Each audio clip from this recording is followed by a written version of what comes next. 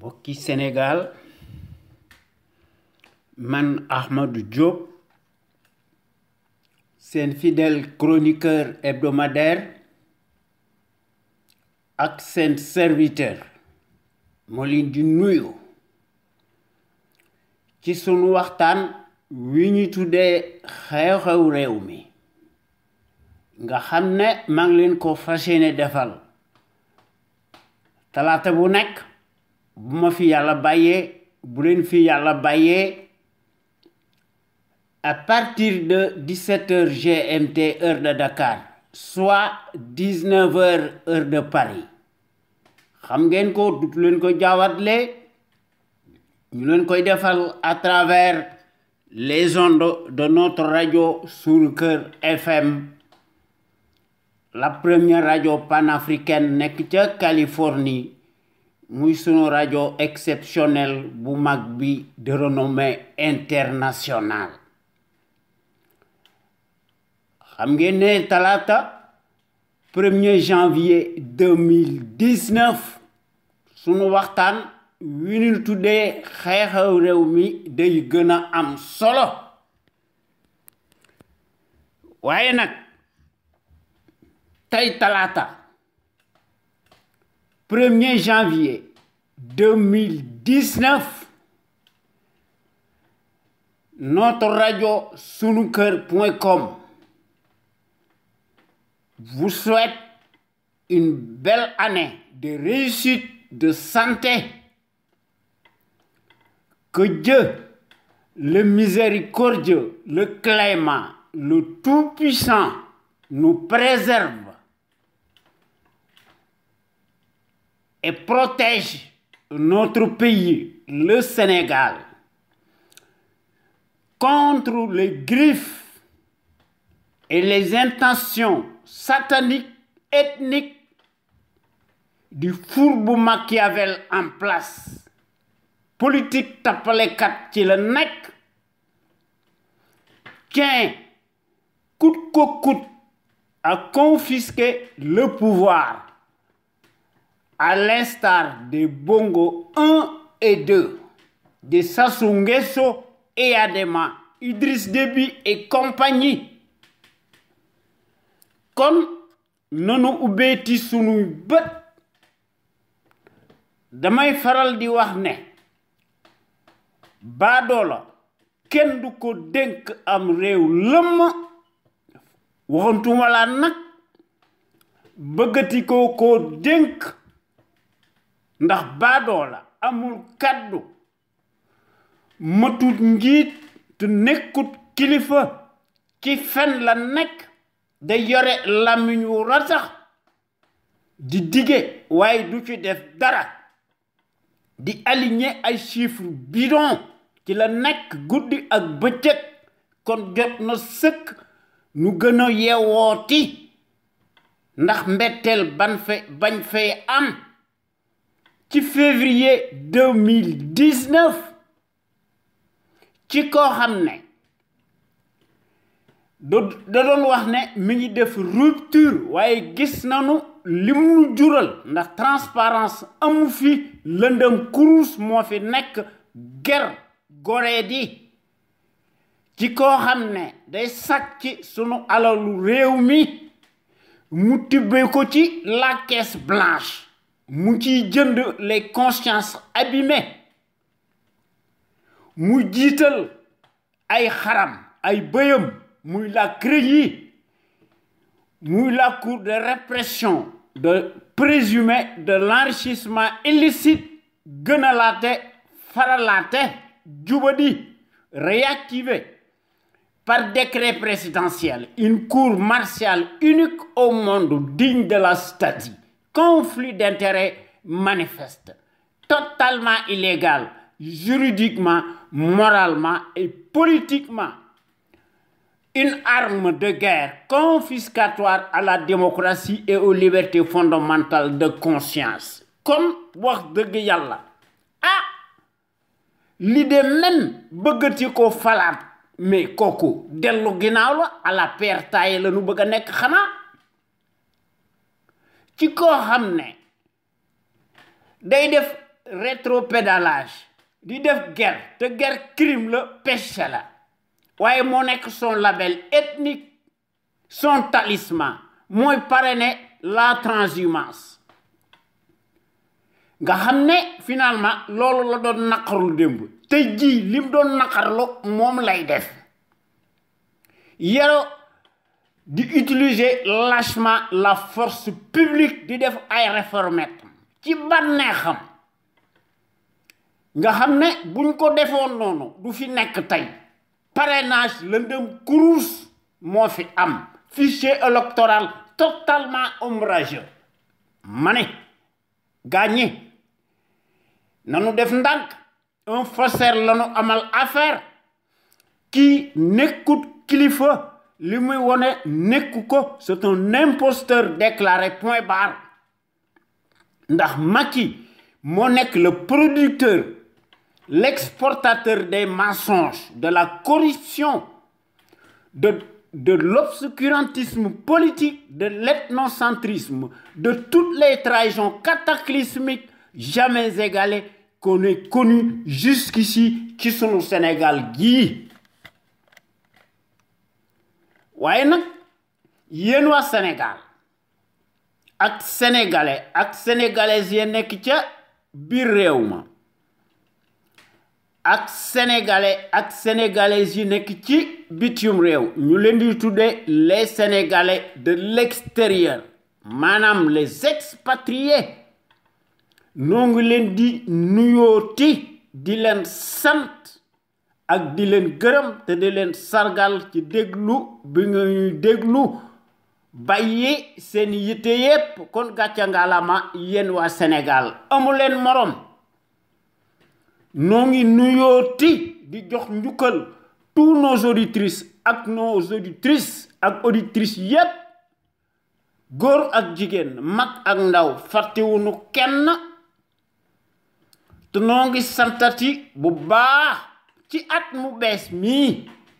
ci 1er janvier 2019 sunu Sénégal gi jëm ci kanam te noo ngi santati les meilleurs sentinelles ci Sénégal nga xam ne wax dëgg yàlla bu ñuy def seen waxtaan te nu bokk ci ñu tudde ko l'info autrement ñu koy def altine ak alxames à partir de 16h GMT heure du Sénégal su amee lu am exceptionnel loo xam ne mënta ñàkk gor yi dellu si loolu doyut bés bu yàlla sàkk toute la semaine sans répit sans trêve ñu def massivement di yee sénégalais yi ak sénégalaises yi ñu dugal ay audio di fàttali fenkat bi nga xam ne moo fi nekk ñu catapulter ko au plus haut sommet de l'État sénégalais à cause de notre étourderie généralisée à l'échelle nationale góor yi di ci def des rediffusions yu am njariñ xam ngeen ne loolu nekk na l'option de la fibre patriotique ndax mbir mi mbirum pédagogie la ndax góor yi dañuy mettre en lumière les mystifications cataclysmiques du label d'un menteur professionnel profanateur dans l'âme muy Macky Sall mi nga xam ne wax dëgg yàlla kenn mënu ko tàgg ba du taw tey ndax day fàtte ci coobarey boppam les raisons pour lesquelles il a été élu qui 2012 dans des circonstances totalement exceptionnelles mu dige fi dige yu bari defu ci dara yoreti na am ndëndëm le revoilà encore mu doon wax ne day jubal yore làmmiñ wu rëy mi ngi ci internet bi ba ndëgëni mu ne day summi sa casquette en tant que secrétaire général de son parti politique aujourd'hui qui est cliniquement clanique te wana ne ko ci sunu digg dëkk bi sunu digg penc mi Koku, il s'est métamorphosé en éternel changeant comme si rien n'était. Ouais, badola, bu melni Macky Sall, su élection amé, nga xamné ay cercle de yoré lamiñ wu reuy di def des discours lénifiants, mielleux. Ouais nak buñ ko falé danay faté ndax dige du bor ci mom djubadi la koku mo nek son ADN son totem di wax ci les médias étrangers yaakaar ne ñoo nek faiseur de roi ndax démocratie dama koy waxat di ko bamtuwaat ndax pédagogie la abnégation la état d'esprit la vertu la respect de la personne humaine la dévouement la c'est une question de culture mbirum rationalité la logique la question de conscience la bonne option la civisme la sacerdoce la waaye koo xam ne loo wax weddi ko mais kooku il est indigne ndax nous avons affaire à un voyou en chair et en os. C'est le cas d'espèce du minable agitateur traître teigneux en place amul benn mérite waaye nag yoreti ne am na ndëm di recruter tout azimut sa bande de ramassis mercenaires c'est turiféraire xam ngeen ne kooku amul benn scrupule amul benn lueur d'humilité de moralité peu ou prou mënu ko couvrir ba illa yawma dini xam na ko ndax dafa nekk un accident de l'histoire kon bu nu juumati ndax Macky Sall dafa masa nekk une enzyme dangereuse ñoom ñëpp traître africain yépp ci loolu la ñu nekk surtout Afrique dite honteusement francophone kon war nañ ci tirer toutes les conséquences nag ndax ñu ban ko falaat nag à nouveau ci 2019 bu nu ko defee sunu tumuranke bi day gën a yokk dellu ginnaaw ndax à la pertaille lañu nekk un seigneur moo fi nekk à la manière de dictateur africain ndax Macky Sall ci tànk yooyu la nekk ndax nu mën a def ba accroché wu ci pouvoir bi dana ko def ndax depuis juróom-ñaari at procès cataclysmique moo fi nekk permanent une justice politique son arme de guerre nga xam ne ci loolu la nekk ñëwati na di yore am na dem di tëgg waaye nag gor yi wax dëgg yàlla yemuñu ci loolu bu ñu defee sunu émission ñu tuddee ko l'info autrement samedi bu nekk dañuy indi beneen waxtaan ñu tuddee ko en toute objectivité loolu doy dimanche bu nekk ñu indi beneen waxtaan ñu tuddee ko la voix des jeunes maanaam baatu ndaw ñi ak yoonu ndaw ñi ñu ci def des discours de haut niveau par leur réflexion remarquable prodigieuse ñu koy tàbbal à travers les ondes de notre radio Sunu Kër FM la première radio panafricaine muy sunu radio exceptionnelle bu mag bi de renommée internationale góor yooyu wax dëgg yàlla ay jàmbar lañu waaye ñun ñi nga xam ne ñoo nekk ci conscience patriotique pour le changement xam sa réew bëgg sa réew jariñ sa réew ñun ŋàññiwuñu kenn li ñu bëgg mooy sunu réew mi ñu dénk ko kilifa kuy respecté kàddoom du weddi boppam ndax kilifa du fen ndax kilifa góor lay nekk waaye baadoola foo ko fekk ab saay-saay la ndax waxam amut njariñ ndax amut kàddu li nu bëgg mooy ñu delloo siwaat fi un véritable contre-pouvoir ndax loolu dafa baax ci ab dëkk li nu bëgg mooy sunu Sénégal gi libre souverain ñu restaurer fi un état de droit boo xam ne wax dëgg yàlla daf fay tuuranke ndax ñépp xam nañ ne sans la liberté kenn mënta tabax dara lu jag te loolu kenn dutu ko werante wala nga koy weddi wala ngay naafeq ndax kii nga xam ne moo yore mbaxanaam saytaane nekkut ngis te xam na ko waaye nag bés bu yàlla sàkk dafa bëgg a maasale ces crimes imprescriptibles tout genre nga xam ne ci ay scandale ubiesque suffocant à répétition ci la nekk mu ko daganal di def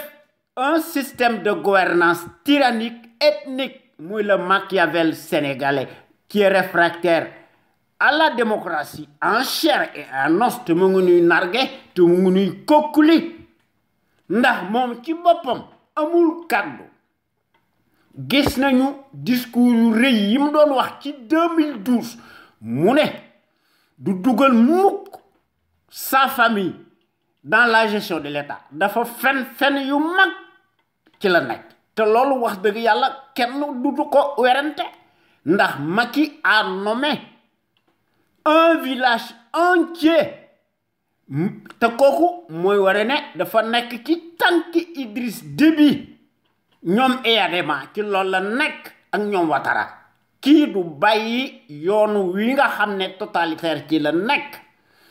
kon rupture bii fi nekk c'est une rupture imaginaire éclopée qui s'est transformée peu à peu en foutoir mu koy daganal ndax président ci Afrique nekkut président monarque la il faut que ñu jëlee ko fi ndax dañ leen di jox des pouvoirs exorbitants ndax en Afrique ci xel mu gàtt ci gis-gis bu gàtt les tyrans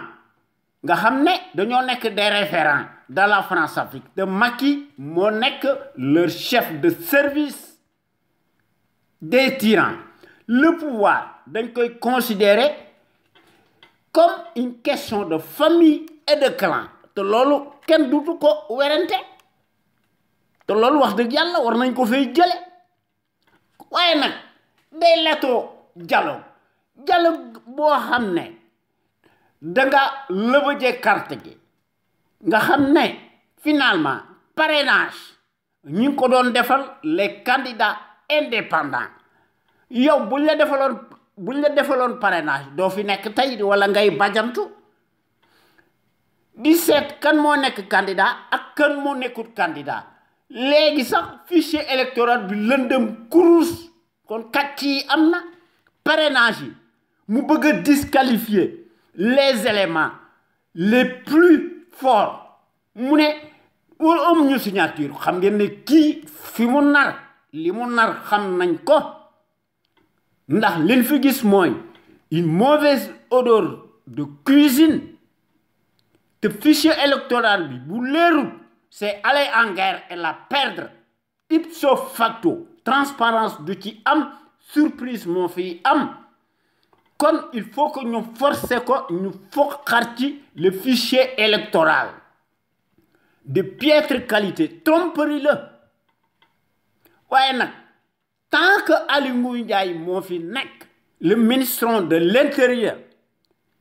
qui est totalement disqualifié qui est juge et parti tant que mi ngi nekk ci loolu élection yi dara wóoru ci kon il faut que ñu foqar ci ko ñu leeral ko bu ñu ko defut Sénégal gi ndaara rek lay jël fekk defuñu ko nag liñ ciy fekk rek nañ ci fekk ndax kii dafa jubadi te dafa dëng te dafa fuuy te dafa bew te day luubal c'est un menteur professionnel casseur du siècle qui tient coûte que coûte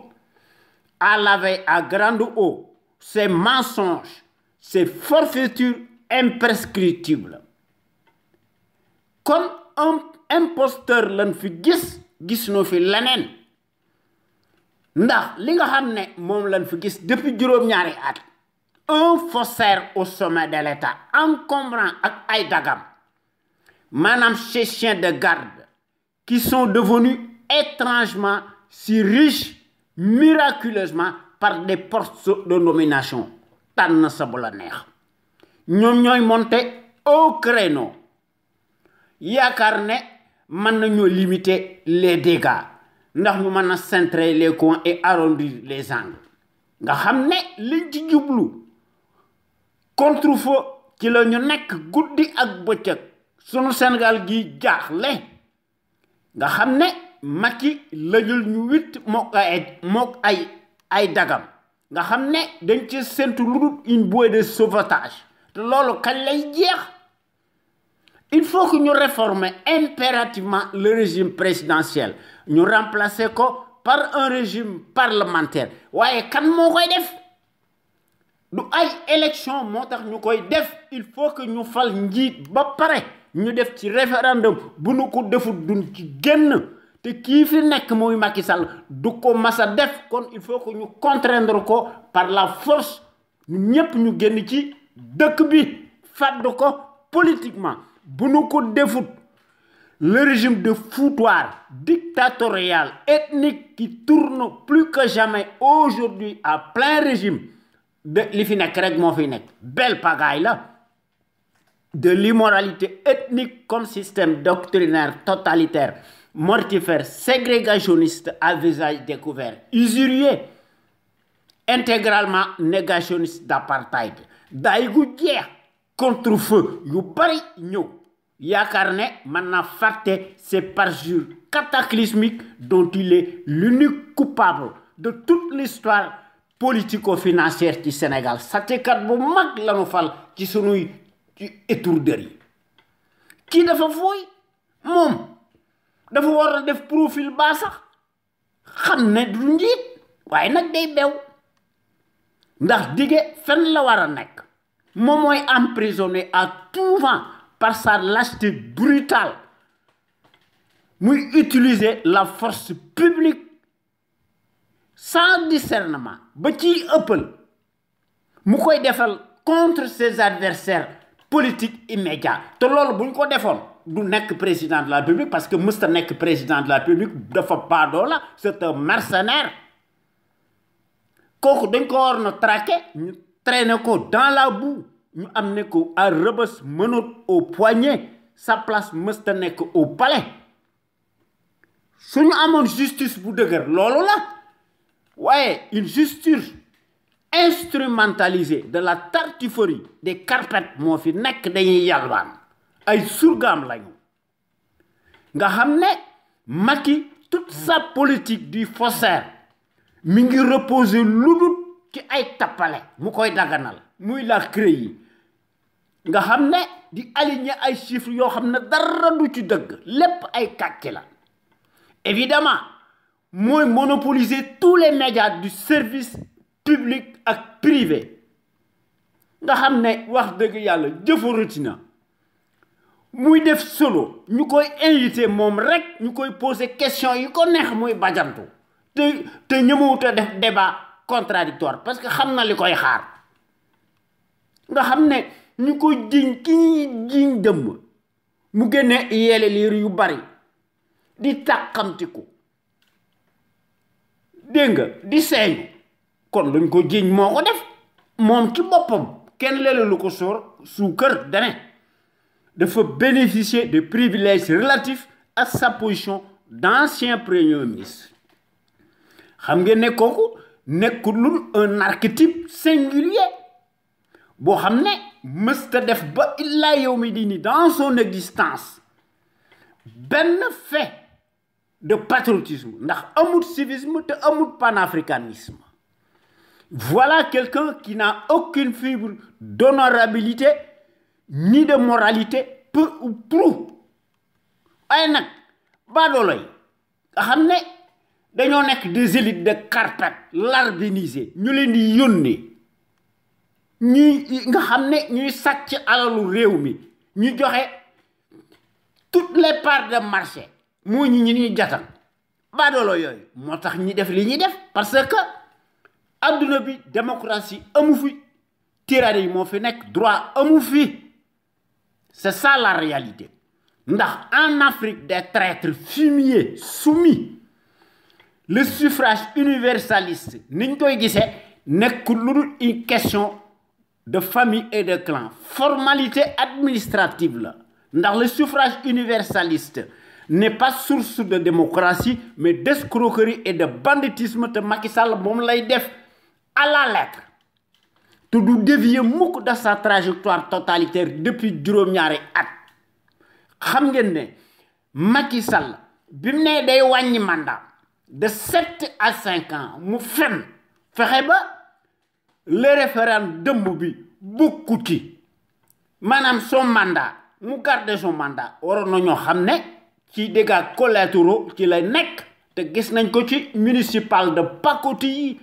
ak ci législative cataclysmique yi voilà la réalité kon il faut que ñu amender le régime autoritaire présidentialiste ñu remplacer ko par un régime parlementaire waaye fi mu nekk depuis juróom-ñaari at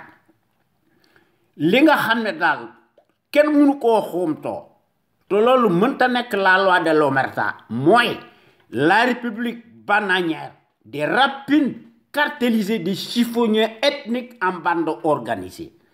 ñoom liñ fi nekk ndax dañoo fuuy ndax amuñu njariñ ndax dañoo tàyyal dañoo funki ñoom ñépp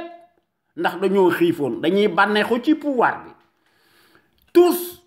dañuy mener une politique contre-productive nga xam ne antinomique à nos valeurs nga xam ne ki koy jiite muy le fourbe bi nga xam ne qui n'excelle que par l'abondance de sa bassesse mu ci def des invectives ndax moo jëkk a nekk l'insulteur déclaré ndax Macky day traiter l'opposition d'ignare te kuy traiter l'opposition d'ignare respecté aux citoyens yi c'est ça la vérité te buñ ko defoon noonu du fi nekk kon Macky Sall moo nekk le chef des fauteurs de trouble à l'ordre public ay comploteurs lañu menteurs professionnels profanateurs dans l'âme s'accapare de tout confisque la démocratie dolli ci nag di def politique liberticide maanaam les libertés fondamentales de conscience Macky Sall di ko dégg nga di maanaam di daganal ak ndëngteem mu siphonner toute l'économie sénégalaise mu koy partager avec l'émergence coloniale ethnique ñoom ñépp la nommé mu koy def de façon concomitante nga xam ne ci la nekk nga xam ne Macky dafay bëgg a nekk di def des éternels braquages électoraux mu koy def dans le secret des dieux waaye nag day latoo dialogue waaye dialogue de piètre qualité lay def yaay ubbi baal bi yaay tëj baal bi yaay tëj yaay ubbi lu la neex def mu ci def des marchandages de caniveau muy utiliser les vieux schémas décriés qui sont totalement compatibles avec les méthodes fascistes nga xam ne da cee am lu dul des arrière-pensées politiques de caniveau loolu wax dëgg yàlla ñun ñi nga xam ne ñoo nekk ci CPC bokkut ak suñu gis-gis de la démocratie nag bu ndey waxante dëgg te yàlla tax ndax ñun kenn moomul waaye sunu Sénégal gi Banque mondiale moo fi nekk et le FMI ñuy ŋàcc waaye nag Macky day détourner xaalis bi di ci def campagne électorale totalement déloyale chaque 31 décembre Mariam Faye di séddale sunu xaalis bi nga xam ne guerre la te da koy sàcc xam ngeen ne loolu moo tax Afrique tardé te pays civilisé yi seen jabar xalaatuñ sax di distribuer ay chèques buñ ko def xalaatuñ ko sax waaye sunu réew mi tuq suband la saañ ba réer la ndax pendant que la misère galopante nekk fi permanent le chômage endémique muy continuer surtout l'augmentation des denrées de première nécessité kenn fajootul sénégalais yi ñi ngi dee ndax hôpitaux yi dañoo nekk des mouroirs même maladie yi nga xam ne mañ leen la faj yoonam nekku ci Macky Sall di wisaare li ci gën a garaaw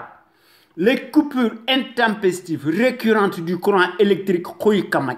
nga xam ne wax dëgg yàlla mbir mi day metti bopp ndax day atteindre des proportions démesurées sans compter nag les factures de complaisance et le manque d'eau potable te ndox fu mu amul courant amu fa day nekk lu dul une menace réelle pour la santé des populations ndax ab dëkk su wérut mënta développer wu waaye ku mënta lijjanti sam ndox mënoo lijjanti sa courant nga ne da ngay def plan Sénégal émergent te loolu ay fen la ndax mbir mi c'est une question d'insécurité publique waaye nag baadoolo bi yoonam nekku ci ndax depuis juróom-ñaari at li nga xam ne kenn du ko xomtoo l'émergence coloniale en puissance en continu moom lañ fa gis te loolu kenn du ko werante nag ñu ne sunu Sénégal gi dafa am indépendance waaye indépendance boo xam ne depuis 1960 c'est le gendarme colonial moo jàllale la passerelle de télécommunication xam ngeen ne golo di bay la baabu di dunde ndax pays yi nga xam ne wax dëgg yàlla ñoo yilif seen bopp moom seen bopp li ñuy def dañ koy def ci seeni coobaray bopp ñu koy def en toute indépendance et en toute conscience te dara du leen ci fekk te kenn ñemewu leen a tiim te gis nañ ko ci adduna bi ndax pays yooyu suñu amee des entreprises pétrolières et gazières dañ koy foqar ci nangu ko këf ko te duñu tàggu kenn ndax ñoom ñu ay gor lañ waaye nag ñun suñu réew yi nga xam ne te Sénégal bokk ci surtout les 14 pays africains soumis tenus d'une main de fer par des fascistes workat yi on le vend en poupe te la servi bii nga xam ne moo fi nekk ñoom ñépp mooy seen chef nga xam ne c'est l'enfant béni moom mooy occulter la dépendance dynamique coloniale ndax souveraineté amu fi indépendance amu fi jeex na te li koy prouver mooy la singularité affreuse du paysage de l'échiquier politique sénégalais nga xam ne wax dëgg yàlla ñooñu ñenn ñi ay dunguru lañu majoritairement te loolu gis nañ ko ci seeni platitude manifeste ndax musuñoo nekk des intellos dañ leen di jënd comme ay xar ndax dañuy travestiru di changer di transhumer di transvaser wu piteusement véritablement en abrutis dévergondés d'un camp à l'autre à chaque magistrature obliquée avec ces crimes qui se compilent nga xam ne dañuy wane ne dañoo nekk lu dul le symbole de la tartufferie nauséabonde nga xam ne seeni promotion sociale indue tànn sa bu la neex te Macky Sall loolu moo tax ñu fal ko ndax affaire xaalis la nekkul affaire politique ndax xaalis moo nekk l'expression waaw ndax ku la gën a mën a sàcc moom lañu yaakaar ne moo war a fal moo tax ñu dellu ginnaaw moo tax baadoolo yi nga xam ne dañoo nekk des mercenaires politicards ci seeni immoralité de bas étage kii saaga tey su ëllëgee su faloo moom la ñuy tarbiwu di ko raamal di ko sukkal ñu koy jay ndax dañ ci séntu lu des rétributions financières selon la météo du moment waaye li gën a yées ci ab dëkk ndax bi pëndawuree gis nanu ndax presse servile lañ fa gis ñoo xam ne nekkuñu ni ci dara ñooñu da seen wax bari na te ñoo doon naqarlu lu fi amoon ci 2012 kon suñu réew mi dafa retourner à la pierre taillée li nga xam ne kenn daw ko nangul Abdoulaye Wade moom la ñu nangul Macky Sall te loolu c'est surréaliste recul la régression la ndax au lieu que la presse di jouer son rôle d'avant-garde une certaine servilité moom lañ fa gis yoo xam ne dañoo changer seeni carapace ndax dañ koy def lu dul ci seeni njariñu bopp mesquin mal placé te loolu buñ ko seetloo ba seetlu ko les forces du désordre les acteurs politiques la société civile tout le peuple buñ ko seetloo ba seetlu ko am nañ ci seeni part de responsabilité ñun ñëpp sur le climat délétère en particulier nag certains soi-disant journalistes duutuñu éclairer nit ñi duutuñu éclairer ndax seetuñu la vérité seeni bif teg dong lay défendre ndax certains soi-disant journalistes ñoom dañoo choisir délibérément et ouvertement seeni camp ndax bindatuñu ndax dañ fee nekk ñu leen di digtal liñ leen bëgg liñ leen di digtal dañ fee nekk di rapporter lu dul fidèlement li nga xam ne moom lañ leen di bindloo de manière que ñu mën a orienter les esprits dans le sens voulu et sur ndigal d'en haut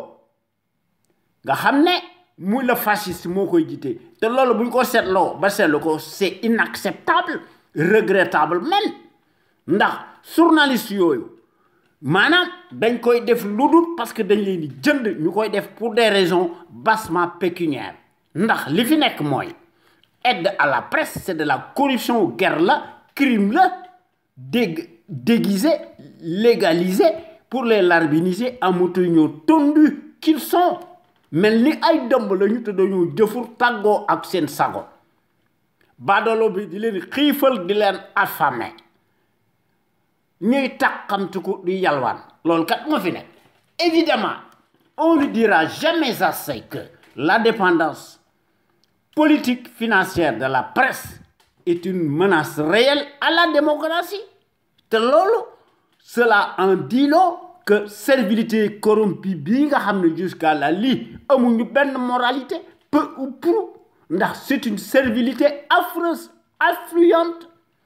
par son abondance nauséabonde pantouflarde affamée par définition pourrie de la tête aux pieds ñuy laaj pitance de façon permanente qui s'offre piteusement en se dégonflant à la place publique parce que engraissé par le denier de l'État muy la caisse blanche nga xam ne ay farandol lañu waaye nag seen yoon nekkul ci les traitements objectifs des informations ndax il se passe éperdument de la déontologie journalistique professionnelle loolu moo tax su réew mi delloo ginnaaw ñuy bind di sëgg ñu leen koy defal le couteau sous la gorge en échange nag Macky di leen di jox des miettes loolu moo tax suñu réew mi tardé waaye li ci gën a doy waar mu kii nga xam ne dañ ko catapulter au plus haut sommet de l'État sénégalais vassalisé jusqu'à l'abysse moom ci boppam moo doon naqarlu dictature bi fi nekkoon alors que moom ci boppam dafa gouverner ak Abdoulaye Wade pendant 8 ans ba mu sàcc ay milliards di utiliser une diversion mu ne Arouna Dia moo ko dimbali te loolu moo ko ëpp xaalis fuuf loolu ay kàcc yu mag la te loolu il y a la responsabilité du conseil anticonstitutionnel ëllëg des na seet seen mbir li ci gën a doy waar baadoolo bii nga xam ne moo fi nekkoon muy Macky Sall nga xam ne di yore am dëndam 2000 yorut ñat dërëm biñ ko falee gis nañu jikko ju ñaaw ji nga xam ne ci la nekk guddi ak bëccëg ndax moo ubbi baal bi ndax ci la nekk muy le pédigré moom ci boppam day tam dëmm toute l'opposition mu leen di saaga di leen di traité d'ignare sa bande cartélisée di utiliser les mêmes éléments de langage xam ngeen ne di traiter ton opposition mécanique mais normalement kooku xanaa dañuy ignorer la notion d'état régalien ndax pays civilisé yi quand le gouvernement gouverne l'opposition naturellement s'oppose ndax le contre-pouvoir et la contradiction sont indispensables dans un état normalement régalien waaye ce n'est plus le cas sous Macky Sall depuis juróom-ñaari at et pour cause ndax Macky moom ci boppam yaakaar na ne intérêt personnel mesquin moo war a nekk aussi ceux de ses maîtres blancs ndax ci la nekk ndax moo nekk son jeu favori ndax day caler ses propres intérêts à ceux de ses maîtres nga xam ne mu koy considérer comme un indivisible nga xam ne Macky bu su yàlla sàkk day def appel du pied à ses propriétaires locaux d'armes ndax ci la nekk te gis nañ ko ci son discours éternellement bancal, notamment le nazisme monétaire ou l'ingérence coloniale. Mu koy def par son manque de panafricanisme, ndax amul fiscalisme te amul patriotisme. Mu ne la monnaie coloniale est bonne à garder. Évidemment, mu yokk ci li gën a doy waar. Quand la justice politique des courbettes et des carpettes est instrumentalisée, s'exécute bassement, nous pouvons considérer comme une arme de guerre, rend les verdicts surréalistes sur commande du chef de l'exécutif, juge et partie. Conflit d'intérêts manifeste là. Kooku ku yaakaar ne kon des élections libres, démocratiques, apaisées et transparentes. Kooku ku ko yaakaar yaa ngi nax sa bopp, une chimère là. Voilà le problème. Autant que nous soyons tous debout pour mettre fin à ce régime capitulaire fantoche de la tête aux pieds. Ndax te loolu wax dëgg yàlla loolu moo fi nekk. Ndax lu defu waxu lu ay di njambat. C'est en Afrique, surtout dans les 14 pays africains francophones, honteusement, nga xam ne tenu d'une main de fer par des fascistes, nga xam ne Macky Sall moo nekk en première loge. Foofu la ñuy gis l'article 80 bidon bi nga xam ne le mercenaire attitré Madiambal Diagne moom la doon naqarlu démb ci le 9 juillet 2004. Kooku tey li mu doon naqarlu tam démb daf koy dagana ndax ñëwatu ta wax waaye nag moo nekk le mercenaire attitré du palais Halpulaar. Kon Macky Sall day inverser les rôles par sa brutalité absconse, mi ngi ñuy offenser di ñu invectiver te di ñu narguer. Kooku mooy l'étrange tonitruand bi nga xam ne dafa bëgg a diigal suñu réew mi ndax bëggut progrès, njariñu boppam rek ci la nekk. Waaye nag loolu jaaxaluñu te gis nañ ko ci son intelligence avec les monarchies moyen-orientales, en particulier saoudienne. Te gis nañ ko ci l'envoi de nos jàmbaar yi nga xam ne dañoo nekk des chairs à canon waaye kenn duutu ci wax. Évidemment kii dafa bëgg a diigal suñu réew mi ndax commencé na ndax bor yi commencé na bari waaye nag xam na ne du ko fay ndax day def un clin d'œil gage lay def. Badolo bi di def faire corps et cause commune avec ses maîtres blancs nga xam ne Macky dafa nekk ci tànki plomber l'avenir de notre pays le Sénégal émergent mu ciy fen ne plan Sénégal émergent la. Xaalis boobu kan moo koy fay ndax mbir mi terre boobu nekkul une priorité dañ ko dictal comme ni ñu dictalee le métro à Alassane Ouattara ndax ki lay dimbali boo léegi da lay imposer ses lois. Évidemment loolu moo tax ñiy ànd ñoo nekk benn ndax ñooy gisee seen gis-gis bu gàtt te gis nañ ko ci Macky Sall par rapport à l'Ivoirien de la dernière heure muy Alassane Ouattara nga xam ne tous les deux se tiennent mordicus nga xam ne ñoom ils s'exécutent aux ordres de leur maître blanc de façon souterraine et dans le secret des dieux muy Macky Sall ak Alassane Ouattara et compagnie ndax tous les deux bu ndee wax dëgg rek te yàlla tax se solidarisent par leur ethnicité, se valent tous, s'unissent à jamais tels des jumeaux inséparables. Macky Sall alal ju bari la am waxuntuma laa nag son patrimoine gigantesque lëndëm kurus ndax ci la nekk guddi ak bëccëg waaye Macky a le vent en poupe ndax ci élection France ci 2012 dama koy fàttali ndax la répétition est pédagogique. Macky di yagari di fulminer sèchement devant Nicolas Sarkozy mu koy tuubal di ko ràmmal ci di jébbul ci moom mu jox ko ay gage mu ne ko le retrait des troupes et bases militaires françaises relevait quelque peu d'un nationalisme mal placé. Xam ngeen ne kii nekkul góor, xam ngeen ne kii mësta nekk un patriote. Un nationalisme naka la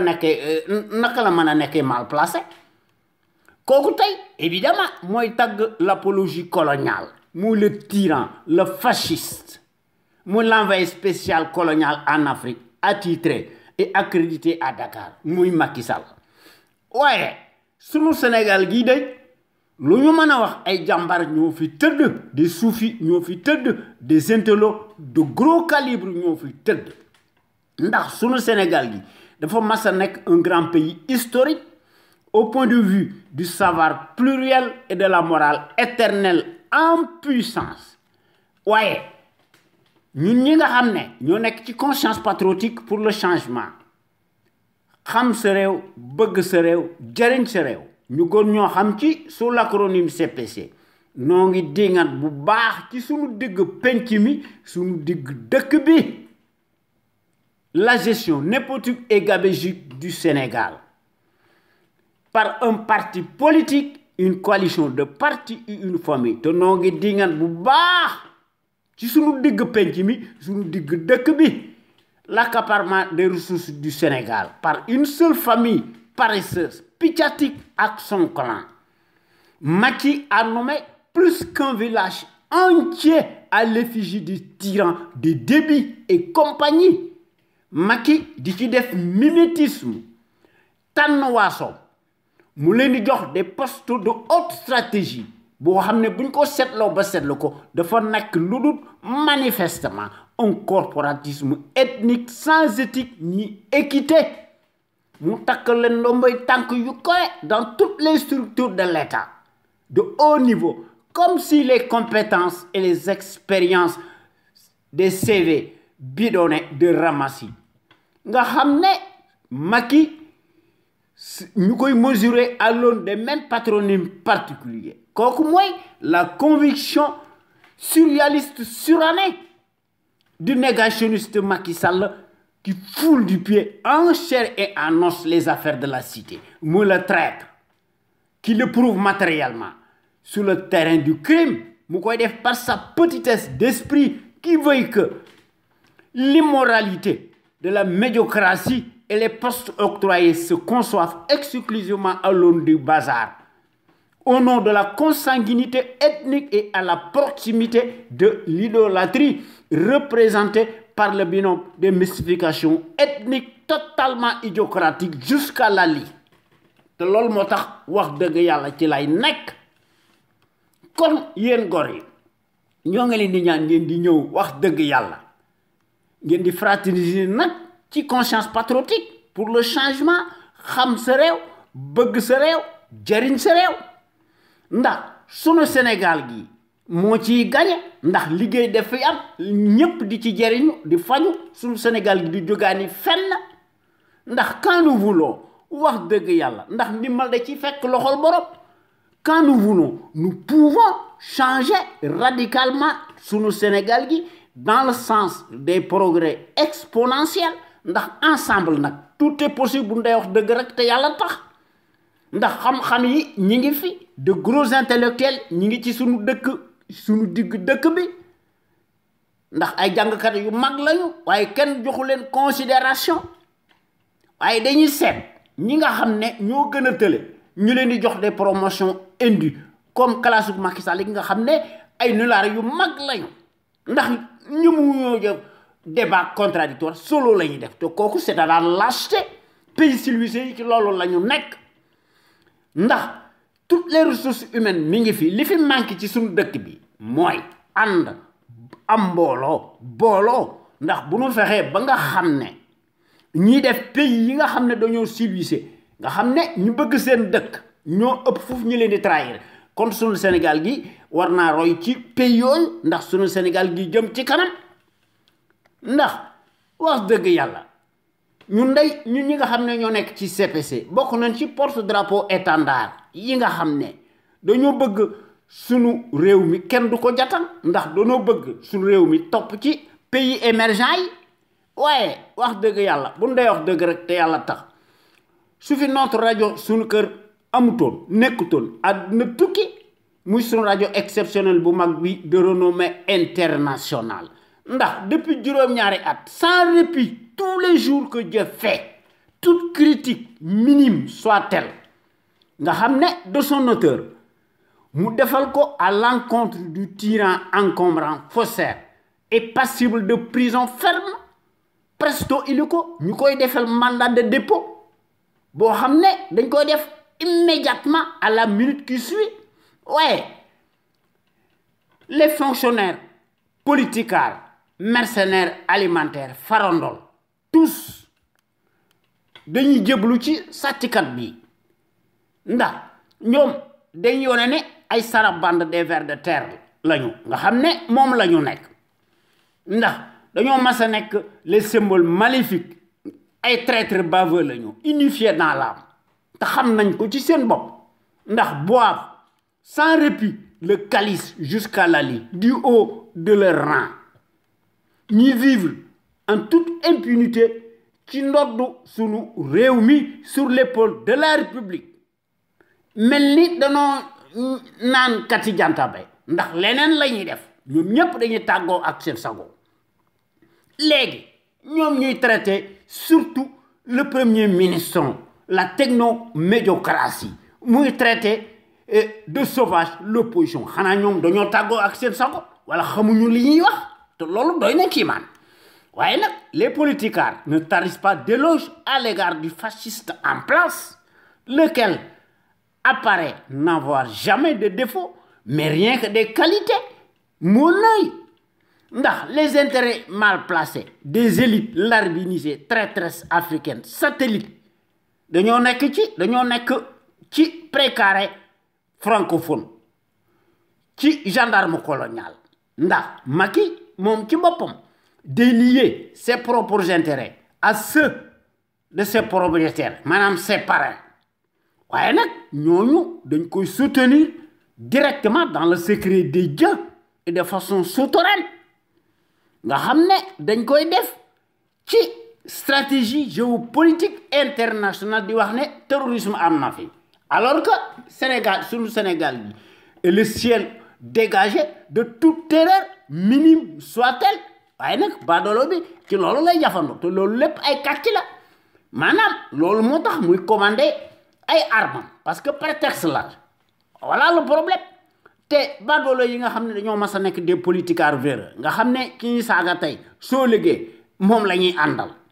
nga xam dañuy yalwaan yore seeni këll di tàllal seeni loxo ñu koy defal baadoolo bi di ko tuubal di ko ràmmal muy kii nga xam day bànneexu ci pouvoir bi ñu koy traiter ces éloges imaginaires ndax du ma tàyyi di ko wax nag ndax un fonctionnaire si riche n'est jamais synonyme de patriotisme te Macky xam na ne du kilifa te du njiit waaye dafa mas a nekk un indigne chef de parti politique cliniquement clanique te wane ne ko ci suñu digg penc mi suñu digg dëkk bi évidemment naturellement chasser le naturel et revient toujours au galop ndax le pion Macky Sall le prouve ndax c'est son label boo xam foutoir la muy kii nga xam en chair et en os ñu doon ko peindre ci 2012 faussement sous les deux frocs victimaires de l'heure et sous la baguette magique de la référence populiste propagandiste mondialiste de l'arbitraire et de la tyrannie laquelle ba tey jii dañoo nekk en osmose ndax dañoo nekk en jointure avec le vacarme hystérique de la servilité endogène en place nga xam ñoom it ay dag lañu dañ yalwaan ndax dañoo tayel waaye aujourd'hui plus que jamais le larbin adulé continue de jouer nécessairement sur le piano américano-français au lieu que mu répondre à nos attentes pressantes sociales surtout waaye yoonam nekku ci ndax il passe tout son temps à restreindre drastiquement et davantage la liberté d'expression muy jënd les consciences abîmées présumées notables de l'heure nga xam baadoolo bi tout est prétexte ndax Macky agit sur ndigal de ses maîtres muy commander du matériel de répression nga xam ci ñi mu ko jëndal dañuy tëxlu nga xam dañoo bëgg mu continuer ci loolu waaye nag les populations sénégalaises siphonnées astiquées dañ leen di considérer comme un matelas financier ñu leen di cribler d'impôts et de taxes de toutes sortes ndax ñooy payer le prix fort loolu la kon suñu Sénégal gi wax deug yalla il faut ñu changer ko ñu tek ko dans la bonne direction en tout cas ñun ñi nga xamné ñoo nekk membre actif ci conscience patriotique nga xamné wax deug yalla loolu la ñuy diglé ndax ci loolu la ñu nekk il faut que ñu def ko suñu bëggé nekk maître de notre propre destin ndax buñ ko seetloo ba seetlu ko ci suñu Sénégal gi ak ci Afrique il faut que suñu Sénégal gi nak wax deug yalla mëna def lépp ndax mu mëna retrouver sa dignité ak sa plénitude ak son rayonnement bo xamné wax deug yalla mo koy def ci coobarey boppam librement sur des bases voulues à l'instar des nations émergentes waaye loolu du ma taay di ko wax ndax la répétition est pédagogique nag bu ndey wax dëgg te yàlla tax ndax fàttali dafa baax ndax hier comme aujourd'hui depuis 15 ans notre radio sunuker.com qui est à l'avant-garde et à la pointe du combat juste et pour l'émergence du Sénégal debout et fier de l'être sunu rajo bi mësta nekk ci les chantiers battus ndax sunu rajo bi bés bu yàlla sàkk day proposer du neuf ndax sunu rajo bi day briser les tabous ndax day bousculer les idées reçues te day innover te day populariser la démocratie waaye sunu rajo bi mësta nekk ci les conventions ubuesques de l'establishment nga xam ne sunu rajo bi bés bu yàlla sàkk day inscrire toujours dans sa trajectoire révolutionnaire qui évolue dans le bon sens des valeurs et des progrès immenses, exponentiels, salutaires et indispensables pour que nous soyons capables d'assurer le destin de notre pays sur des bases voulues en toute logique, en toute indépendance et en toute conscience. Ndax lolu wax deug yalla mo jaadu kon su rajo bi gor yi ci def gor yi ci nek ñi ngi def li nga xamné mo leen war ndax qu'on le veuille ou non n'en déplaise aux turiféraires de la pestilentielle en bande organisée nga xamné notre média est devenu plus que jamais un phénomène de société qui reste plus que jamais le seul à aborder librement les sujets les plus variés qui sont considérés comme la loi de l'omerta en particulier nak fi mu nek depuis juróom-ñaari at la gouvernance politique bancale ethnique de l'arbitraire nga xamné que les médias serviles du service public nga xamné ñom ñep buñu ko sétlo médias yoyu dafa nek entre les mains des mêmes patronymes particuliers de la maison de la presse RTS Le Soleil et même privés tous passent au peigne fin tous arrimés et deviennent de facto et nécessairement des instruments alimentaires de propagande soumis aux ordres monopolisés par le pouvoir calamiteux, tortionnaire, capitulaire, usurier. Te ñoom dañoo gumba te gis nañ ko ci seeni silence coupable ndax amuñu patriotisme te amuñu civisme loolu mooy dañoo abdiquer waaye nag suñu rajo bi mooy mottali seeni ndëngte ndax suñu rajo bi bu su yàlla sàkk day def des innovations multiples tant par la qualité des informations qui sont publiées à travers notre site sunuker.com que par les analyses pertinentes des sentinelles sénégalaises nga xamné su rajo bu mag bi mo nek l'avant-garde du civisme et du patriotisme te lolu wax deug yalla no ngoy def nak en toute humilité ndax lolu dafa nek une exclusivité de notre site sunuker.com la première radio panafricaine de renommée internationale nek ci Los Angeles ci Californie ndax vous ne trouvez nulle part ailleurs bu ñu wax dëgg rek te yàlla tax de telles informations capitales utiles les plus importantes si diverses et variées par leur qualité éminemment prouvée surtout nag celles qui relèvent incontestablement de la géopolitique qui contraste parfaitement avec la platitude manifeste de la servilité en place nga xam ne dañ fee nekk di daganal di bëgg embellir le bilan chaotique du négationniste ethnique révisionniste et dont l'immoralité malodorante sans égal exceptionnelle et substantielle à son taux d'ADN muy Macky Sall. Évidemment, il n'y a rien d'étonnant de la part d'un professionnel menteur en la matière qui ment plus qu'il ne respire. Waaye sunu Sénégal gi bu mu juum bu ñu juumati nanu ubbi suñuy bët sunu Sénégal gi du mas a génn ci jamais de la pénombre et du guêpier infernal auquel il est confronté depuis 7 ans. Il faut que nous réglions immédiatement, presto illico, sans attendre une seule minute de plus, le compte du traître en chair et en os et sa bande de fripouilles alignés. Si nous ko defut dañuy gën a dellu ginnaaw ndax góor yi nga xam ne ñooy wax à travers les ondes de notre radio sunu kër ñoom ñëpp wax dëgg yàlla un panel d'intellectuels d'hommes et de femmes ñoom ñëpp dañoo nekk de gros calibre doués et en matière gis te loolu kenn dutu ko werante ndax ñoom ñëpp dañuy exprimer wu librement en toute logique en toute connaissance de cause et en toute conscience ndax bés bu yàlla sàkk dañuy démontrer magistralement seeni capacité intellectuelle ndax ñoom ñëpp dañoo nekk des têtes bien pleines ndax dañuy décortiquer publiquement di décrypter l'actualité politique ndax ils font part de leur expertise sur les produits toxiques chimiques notamment les faits divers scientifiques sanitaires sociaux religieux politiques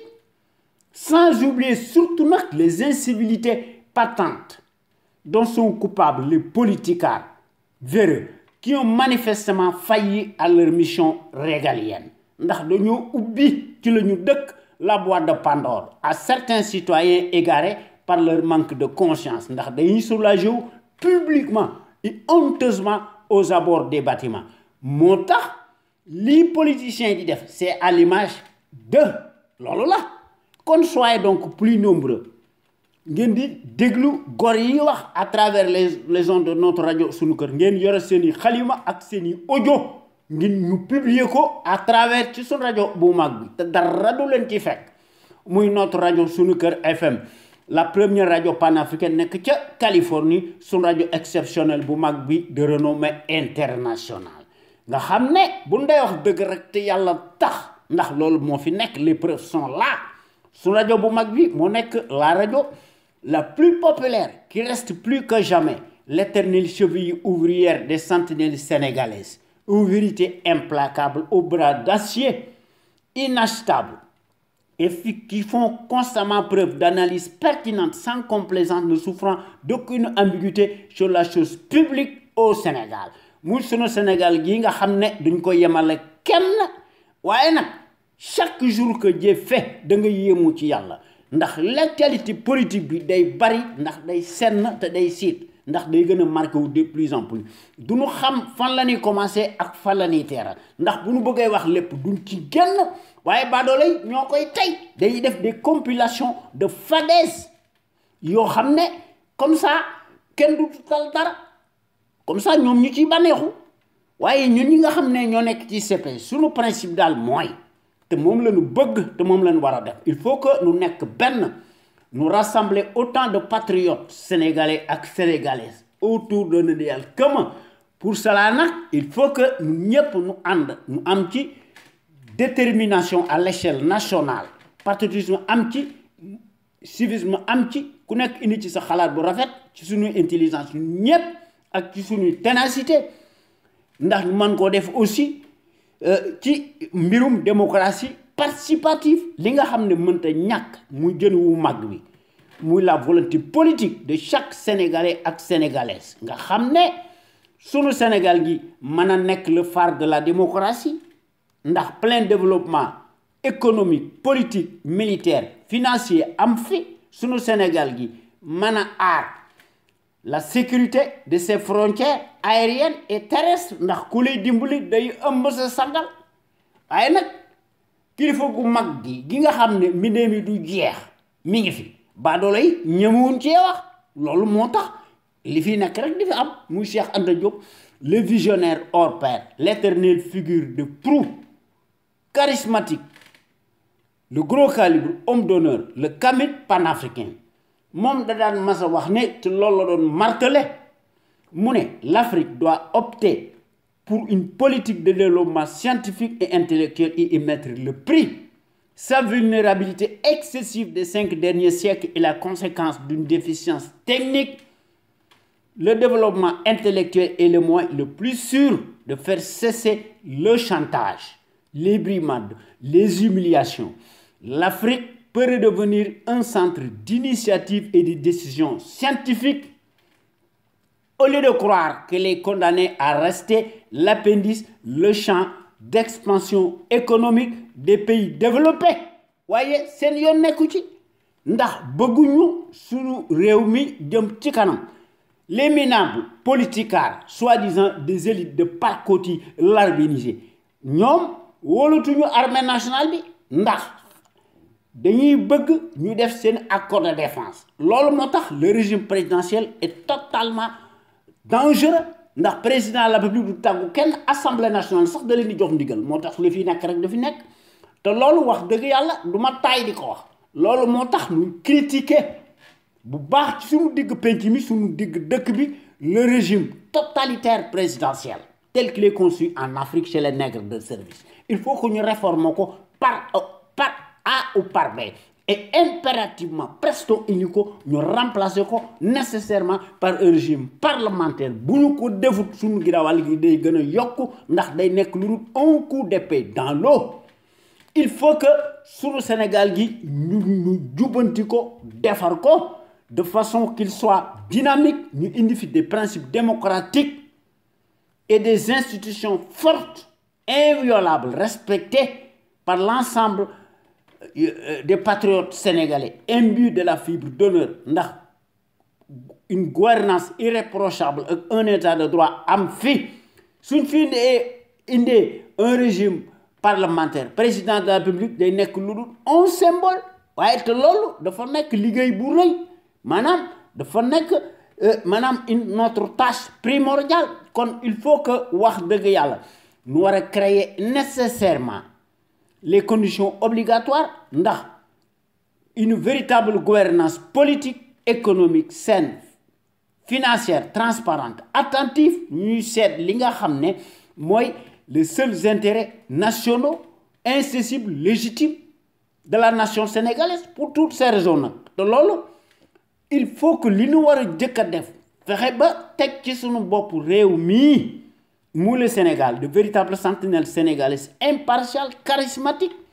de manière qu'elles soient en mesure de créer une impulsion dynamique pérenne sunu Sénégal gi yilif boppam sunu Sénégal gi mën a nekk réellement un pays indépendant matériellement dans les faits bu ñu ko defut ay naxaate rek moo fi am cela étant il faut que nag nécessairement ndax lépp mooy ànd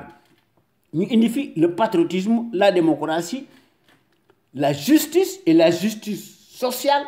l'éthique l'équité l'unité nationale am fi sans lesquelles dara mënta xew waaye ñun ñi nga xam ne ñoo nekk ci CPC li nga xam ne daal ci la ñu nekk il faut que nous rehausser l'étendard de nos valeurs pour cela nag nous devons nous inspirer et puiser dans le trésor inestimable de nos valeurs hommes d'honneur ay soufi yu mag lañu c'est des hommes d'honneur ñoo tëdd ci sunu dëkk bi ñu jàngale seen xam-xam ci sunu université yi ci sunu collège yi ci sunu daara yi ak ci sunu école primaire yi sans ñu mën a fàtte Lat Dior Ngoné Latyr Diop sunu jàmbaar ju mag gi le héros national le grand résistant qui combattit farouchement l'armada coloniale pendant 24 ans képp koo xam ne yoroor nga sa arme tubaab bi fàdd na la en moins de 2 ans moom rek moo ko def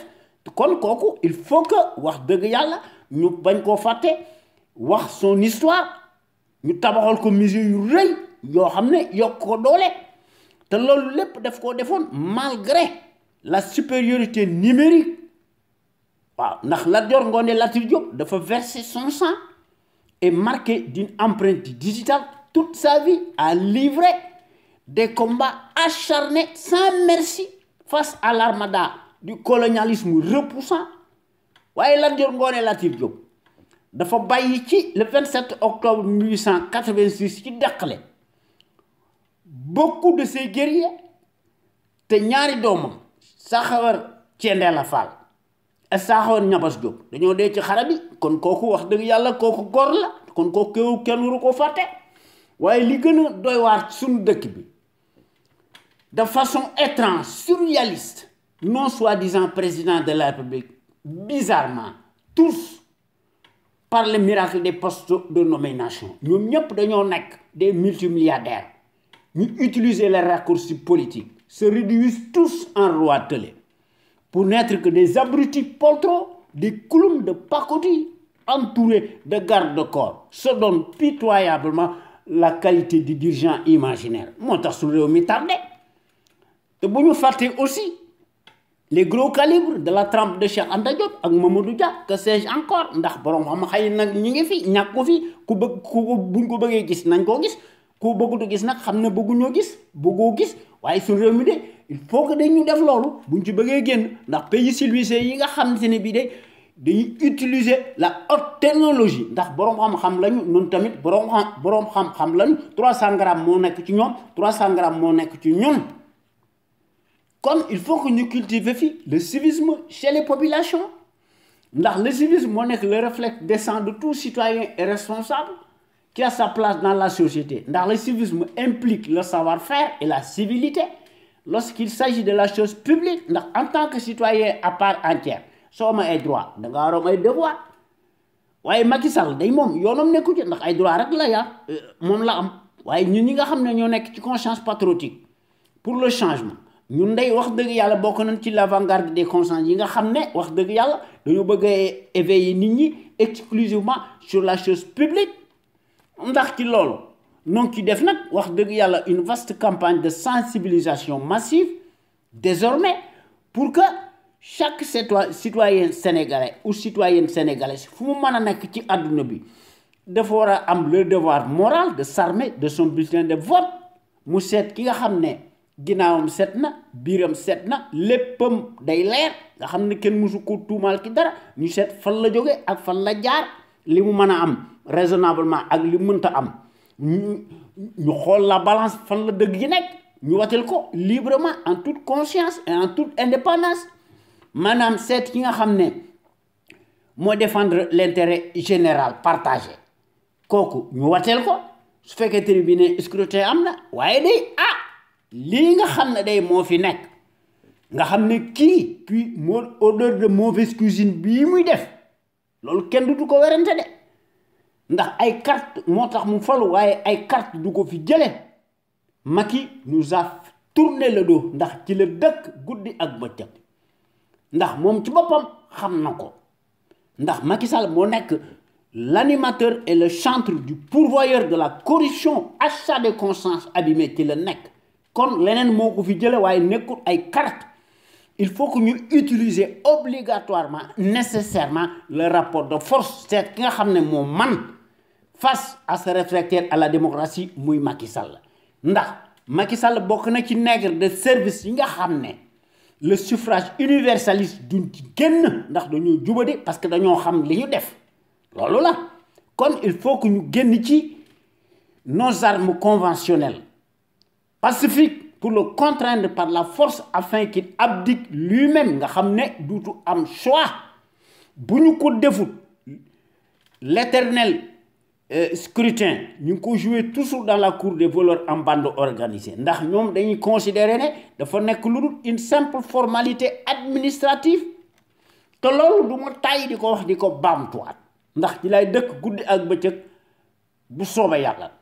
sunu Sénégal gi mënta génn ci bi illa yawmi dini vraiment aux contingences mondiales obligatoires spécifiques à chaque peuple ndax sunu Sénégal gi mëna yilif bopam son propre destin ndax sunu Sénégal gi mëna opérer une véritable rupture totale nette bu ñu ko defut sunu Sénégal gi ndar rek lay jël te lolu notre radio Sunu Kër FM la première radio exceptionnelle de renommée internationale nek ca Los Angeles mo nek la radio la plus crédible bu ndey wax deug par son patriotisme actif ndax sun radio bi dafa am des qualités exceptionnelles ndax la qualité est avant tout un état d'esprit qui vise à l'excellence yokkute am fi ci jëf ak ci jikko won ko askan wi bu leer naññe te loolu la sun radio bi am ak gor yi nga xamné wax deug yalla dañoo massa nek les véritables sentinelles sénégalaises qui s'expriment librement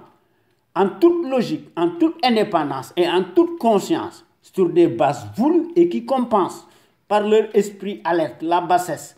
et la médiocrité d'une certaine classe politicarde, plutocrate, multimilliardaire des raccourcis politiques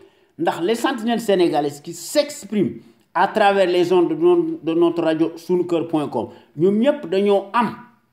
une logique crédible, patriotique, nationaliste bien placée qu'elle distille dans les consciences sénégalaises pour que sunu Sénégal gi aille de l'avant, pour que sunu Sénégal gi topp ci sur la trajectoire des grandes nations émergentes nga xam ne ku leen tooñ ñu diggaale ko yow ba mu saf-saf loolu moo tax. Quant à notre radio Sunuker historiquement et présentement bu ñu dee wax dëgg rek te yàlla tax ndax kat loolu moo fi nekk elle est la référence exemplaire et à la différence d'une certaine servilité achetable de référence s'accommode mécaniquement et hystériquement par la désinformation et la manipulation n'agit qu'au doigt et à l'œil du régime capitulaire négationniste et de son chef valet, menteur professionnel, profanateur, nègre de service en place muy Macky Sall ndax bu ndee wax dëgg rek te yàlla tax notre radio sunuker.com fidèle à elle-même naturellement dans sa ligne éditoriale qu'on lui connaît reste plus que jamais nag le rempart de la démocratie réelle qui porte par excellence la marque du support médiatique sénégalais le plus libre pour son indépendance plausible par rapport à un exécutif corrompu, juge et parti impulsif et qui dicte sa propre loi arbitraire au nom de la tyrannie pour faire taire toute voix discordante des opinions libres. ndax sentinelles sénégalaises yi nga xam ne dañoo libre ndax ñoo nekk fi ñu nekk ndax ñooy wax ci kaw et publiquement ce que les minables politicards ndax dañoo tayeel ndax ñemewuñu ndax dañoo paresseux nga xam ne ñemuñoo xalaat li ñuy wax nga xam ne ñu koy def ci seeni insuffisance criarde ndax dañuy yore seeni këll ak seeni loxo di tuubal baadaloo bi di ko saraxu di jébbalu ci moom ñu koy raamal muy sàcckat bu mag bi nga xam ne dafa fuute dafa beew muy bànneexu ci pouvoir bi ñu koy tressel ces éloges imaginaires nga xam ne ñu koy def du bout des lèvres xam ngeen ne un fonctionnaire si riche n'est jamais synonyme de patriotisme bu ñu dee wax dëgg rek loolu moo wane ne baadoola la ñu amal affaire ndax nekkut kilifa ndax dafa mas a nekk comme tout félon un indigne chef de parti politique cliniquement clanique te waroon ne ko ci suñu digg dëkk bi suñu digg penc mi ndax gor yi nekkuñu fi rek di ŋàññi wala di critiquer wala di wax lu leen neex wala di sànni ay xeer ndax bés bu yàlla sàkk wax dëgg yàlla bu ndee wax dëgg dañuy proposer ñoom ñëpp des solutions concrètes pérennes idoines tangibles ndax mën fay am un véritable Sénégal émergent totalement opposé à celui des menteries inflationnistes fascistes ndax sentinelles sénégalais yi ñoo nekk fi ñu nekk ndax amu ci kenn ci ñoom lu néew ko bari un complexe minime soit-il ndax ñoom ñëpp li ñu xalaat dañ koy wax ci kaw ndax ñoom ñëpp dañoo am un savoir-faire un savoir-être un savoir productif actif yoo xam ne wax dëgg yàlla kenn mënu ko weddi kon nag tey nanu wax ci l'équation Macky Sall un danger public à ciel ouvert nañ ci wax parce que nag du ëpp tuuru maanaam ci nga xam ne dafa jubadi te dafa xamadi muy Macky Sall l'arrogant Machiavel koo xam ne qui dispose de plusieurs nationalités nga xam ne muy le récidiviste pantin en chair et en os se transforme peu à peu en pire dictateur au sommet de l'État sénégalais nga xam ne a donc failli à sa mission ndax dafa am la langue bien pendue ndax moo nekk le traître boo xam ne mooy traité d'ignare son opposition de tous les anathèmes n'a que du kilo s'arroge tout par sa fausseté continue à nous faire des faux bons alors qu'en 2012 il se focalisait sur la thématique de l'éthique et de l'équité. Qu'en fait-il? Change sa mouture en gouvernance ethnique par un village entier qui porte les mêmes patronymes particuliers. Loolu moo fi am ndax bala ñuy def nos analyses sur le boucle de naissance en place prenons d'abord le cas du dictateur zimbabwéen muy Emerson ak Macky Sall pour ne citer que cela ces deux-là bu ñu ko seetloo ba seetlu ko on s'aperçoit en fin de compte que la ressemblance de leur gouvernance terrible par leur carence très prononcée en matière d'autoritarisme et des droits de l'homme est effarante, évidente même par définition à plus d'un titre. Loolu kat lañ fa gis ndax ci à l'instar de Robert Mugabe bi nga xam ne moo nekk le père de l'indépendance muy Zimbabwe te mu nekkoon ex-Rhodésie dafa propulser sur le devant de la scène Emerson Mnangagwa nga xam ne ci jamono jooju Robert Mugabe nommé ko ministre de la sécurité d'État te Emerson moo doon diriger la sanglante répression contre les civils dans la province du Matabele nga xam ne victimes yi toll na ci 10 000 personnes ëpp na ko sax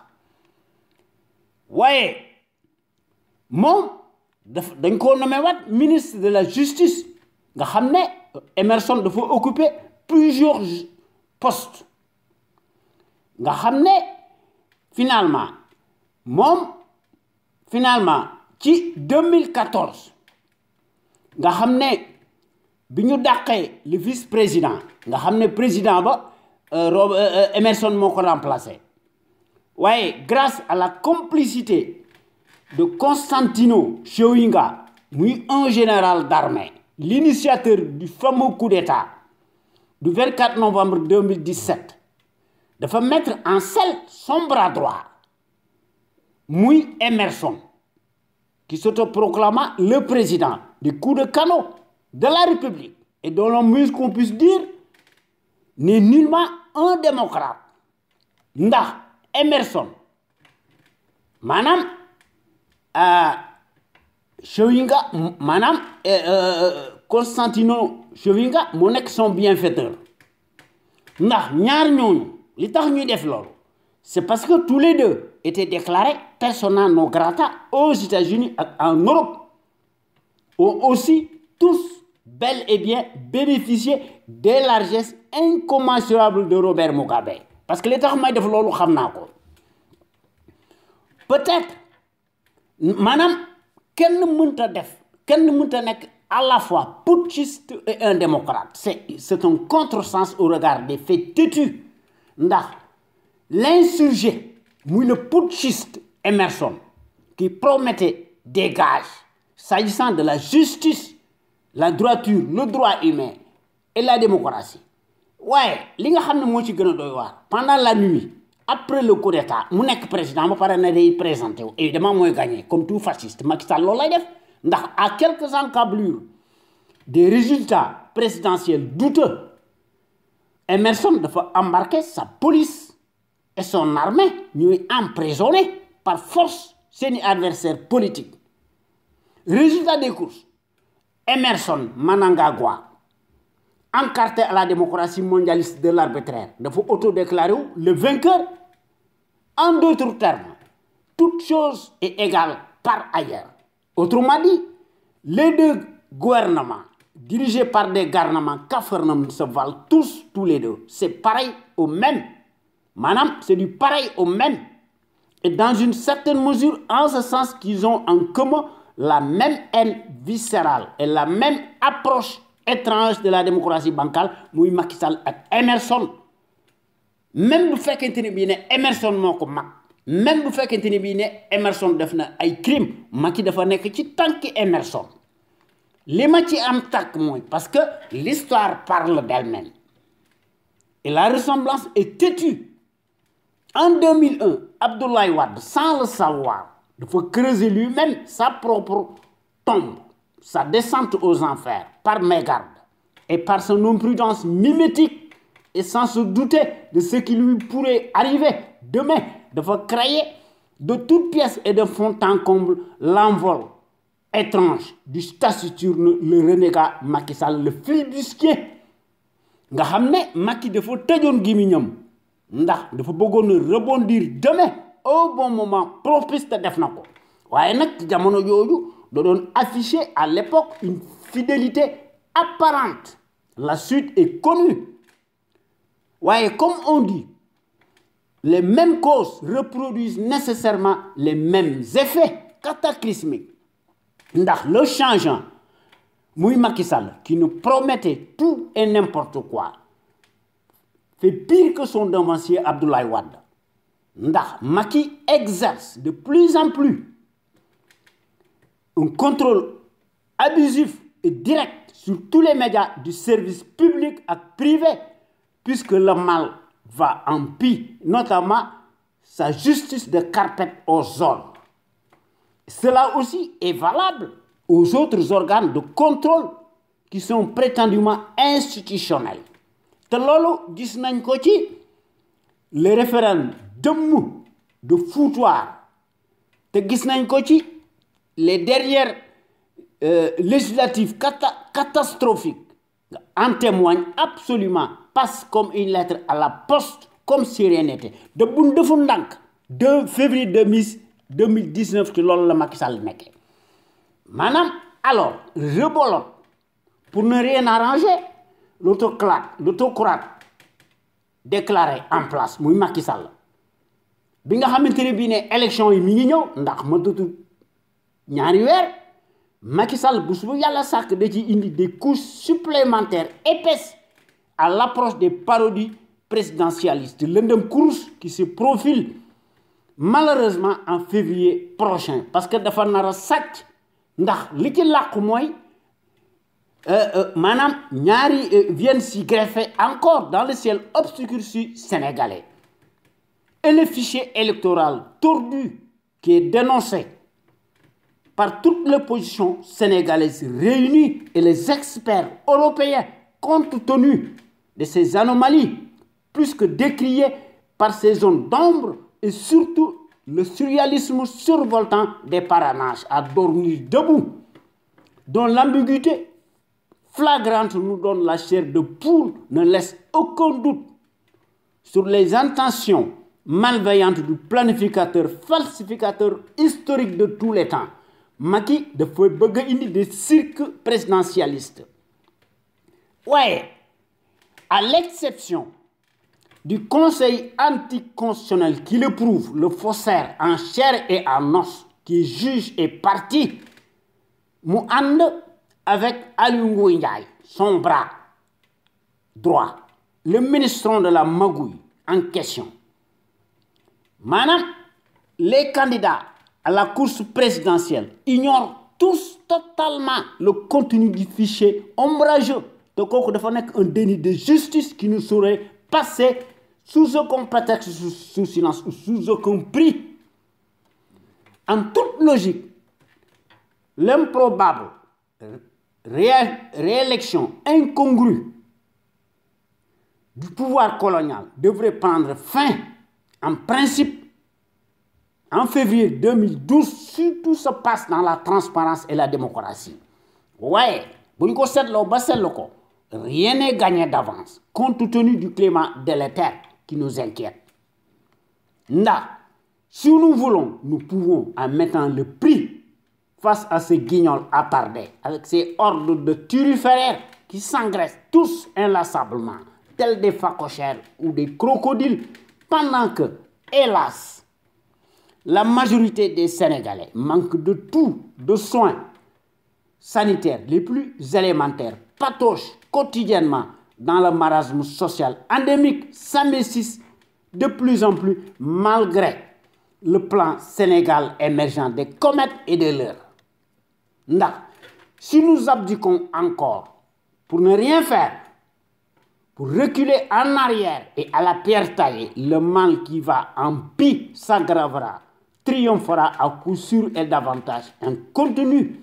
car en ce moment li nga xam ne moom lañ fi gis mooy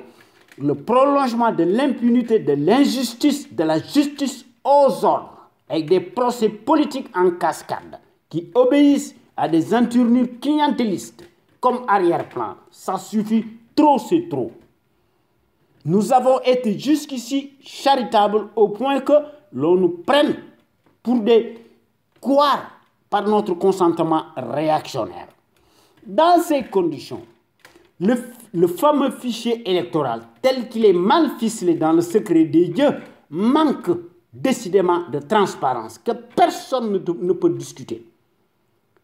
cela revient à aller en guerre et la perdre, puisque le minable incorrigible de miner sciemment le terrain,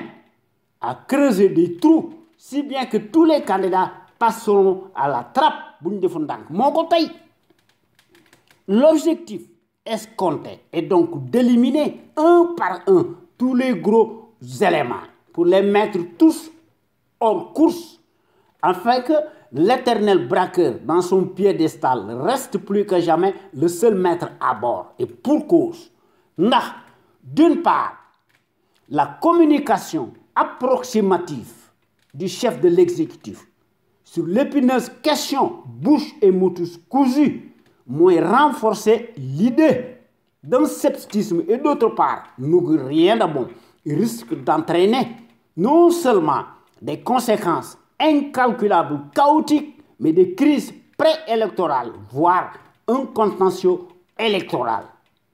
à l'ivoirienne. Si on n'y prend pas garde, cela relève d'une gravité sans précédent dans l'histoire politique du Sénégal. Kon nañu mbir mi leer ndax Macky dafa nar a sàcc te maanaam crise électorale moo fi am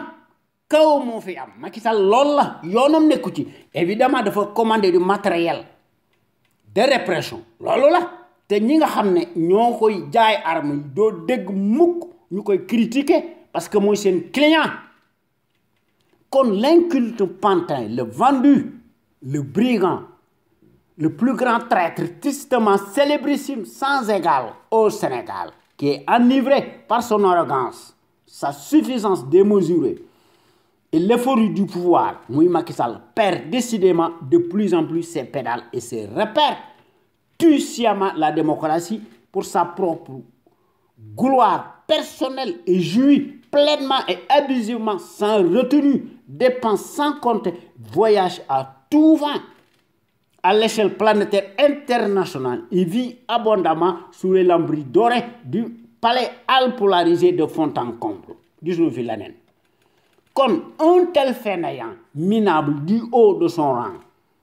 et par son incurie manifeste sur les affaires de la cité, n'a jamais respecté ni de près ni de loin les raisons pour lesquelles il a été élu à défaut et par dépit dans des circonstances exceptionnelles, inédites, pour avoir mis délibérément du sable sur ses engagements électoraux et dont les reniements exponentiels, infinis, incommensurables correspondent parfaitement au degré du fiduciaire en chair et en os Macky Sall. Comme ce monstre singulier est plus qu'une usine à gaz, ndax mo nek le ciel ouvert, ndax moy menacer, ndax moy fouler du pied, et par ces chiens de garde interposés, ndax chaque jour que Dieu fait non seulement les libertés fondamentales de conscience, mo nek manam le premier droit inaliénable de tout peuple indépendant, souverain, Macky def koy fouler du pied, ndax li nga xamné mo ci nek Macky mi menacer la stabilité politique, la cohésion sociale et l'unité nationale, ouais, d'interdire tout et continue de troubler lui-même plus que jamais l'ordre public. Depuis son arrivée au sommet de l'État en 2012, par effraction, et ce, malheureusement, et grâce aussi à la concomitance de notre inadvertance massive, renversante, généralisée à l'échelle nationale. Et pire encore, avec l'expression abracadabrantesque, comme en prime, qui est son unique totem, va-t-en-guerre, représenté par l'esclandre excessif des milliards de francs CFA qu'il a frauduleusement amassé et obtenu dans des conditions scandaleusement totalement abjectes. À l'époque, comme tout pickpocket, pour arriver à ses fins de passe besogne et à dessein d'entuber ou d'enfariner les esprits naïfs, le voleur casseur du siècle nous avait servi la sauce selon laquelle il avait bénéficié des largesses financières du prétendu milliardaire philanthrope dès l'heure, Mouy Aronadia, et bien d'autres, soi-disant donateurs peu crédibles. En réalité, il ne s'agissait que d'une diversion grossière si énorme, mais le mal était déjà fait. Waaye nag dafa jàlloon comme une lettre à la poste. Ndax l'imposteur qui a été catapulté au sommet de l'État savait d'avance qu'en cas de victoire, mooy contrôler à lui seul, ndax mooy tenir par devers la corde le président du Conseil anticonstitutionnel et tous les ramassis farandoles de cette prétendue institution. Voilà. C'est lui-même qui les gratifie, les nomme selon leur degré d'infondation et pour cause. Xam ngeen ne loolu moo tax Macky def li ko neex. Ndax le 20 avril 2012, aussi extraordinaire que cela puisse paraître, l'agresseur, menteur, professionnel, profanateur, mécréant, le monstre impénitent et casseur du siècle a eu le culot de déclarer un si gigantesque patrimoine immobilier estimé au rabais à 8 milliards de francs CFA, contrasté parfaitement avec l'indice de son salaire, au point que même sa femme, Mariam Faye, qui était au foyer, s'adjugeait la permanence de la paire. Ndax moo nekkoon la propriétaire de la permanence de la paire. Maanaam, alors que Mariam Faye disposait aussi autant de biens immobiliers que son mari. C'est étrange. te loolu bu ñu ko seetloo ba seetlu ko dafa nekk une incongruité décapante digne des faussaires en bande familiale ethnique. Loolu mooy wane ne ce braqueur-là incorrigible Takrib muy Macky Sall qui dirige, instrumentalise sa justice aux ordres, qui s'exécute mécaniquement au moindre ndigal. Ndax celui qui s'autoproclamait à grand tapage médiatico-politique muy Macky Sall sur la scène nationale et internationale et au nom de la rupture sobre, vertueuse, transparente et efficiente, dafa épargner son camp. N'a jamais maanaam mooy organiser tout par derrière et dans le secret des dieux. Maanaam Macky mooy organiser les procès politiques présumés judiciaires contre ses adversaires. waaye bu ñu ko seetloo ba seetlu ko dafa am des arrière-plans politiques mooy ñi nga xam ne qui lui font de l'ombre te maanaam Macky Sall moo planifié loolu hystériquement jusqu'ici te gis nañ ko ci référendum bi te gis nañ ko ci les municipales de pacotille chevaleresque ci 2014 te gis nañ ko ci les législatives cataclysmiques calamiteuses même du 30 juillet 2017 que sais-je encore. waaye kon bu fekkente ni bii ne Macky Sall mi nga xam ne moo def loolu lépp nous ne devons plus encourir des risques supplémentaires ndax quand demain fera jour yow bi dina metti de. L'équation Macky Sall est donc devenue un danger public à ciel ouvert. Soit il faut absolument le virer par les urnes parlantes, tangibles, soit le contraindre par la force et dans la rue, le capturer par son impunité à répétition, le déboulonner à tout prix, quoi qu'il fasse, de manière qu'il soit jugé presto illico devant les tribunaux indépendants et libres pour moult trahison. Ouais, li nga xam ne moo fi nekk depuis 2012 les intrusions récurrentes des ramassis obscurs veulent à tout prix blanchir le tyran pour lui donner un blanc-seing et lui assurer le service après-vente en échange des rétributions financières. Ndax ci 2019 comédie électorale au Sénégal bu ñu defoon ndànk ndax ci gis-gis bu gàtt bu Macky Sall day nekk lu dul un simple jouet d'enfant pour le faussaire nègre de service Macky Sall noonu la gisee démocratie waaye ci 31 décembre 2018 au soir amul njariñ ndax comme vous le savez et pour la énième fois depuis 7 ans sans répit dañuy tëj suñuy nopp